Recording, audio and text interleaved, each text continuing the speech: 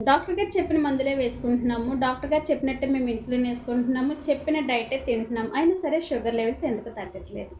అవునండి. మీరు చేసేదంతా కూడా కరెక్ట్ ప్రాసెసే. కానీ మీరు చేసే మిస్టేక్ ఏంటి అంటే, నేను కూడా హాస్పిటల్‌లో రెగ్యులర్‌గా ఇన్సులిన్ ఇవ్వడానికి వెళ్తున్నప్పుడు ఏమవుతదంటే, మార్నింగ్ 100 ఉన్న షుగర్స్ నేను ఈవినింగ్ చెక్ చేయబోయేసరికి 250, 300 మధ్యలో ఉంటుంది.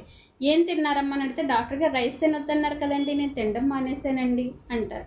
సరే మరి ఏం తింటే ఇలా పెరిగింది అంటే, "నేను మార్నింగ్ టిఫిన్ చేశానండి" అంటే, "మరి మధ్యలో ఏం తిన్నారు?" అని అడుగుతాను. "మధ్యలో పండు తినొచ్చన్నారు కదండీ! ఆ పండొద్దని ఈ పండు తినమన్నారు కదా! ఈ పండే తిన్నానండి." అవునండి. ఇదే చాలా పెద్ద మిస్టేక్. మీరెలా అంటే ఇంటర్వెల్స్ అనేది ఖచ్చితంగా మీరు గ్యాప్ అనేది మెయింటైన్ చేయాలి. మీరు మార్నింగ్ 8కి తిన్నారు అంటే ఆఫ్టర్‌నూన్ 1:00కే తినాలి. మళ్ళీ నైట్ 7:00కే తినాలి.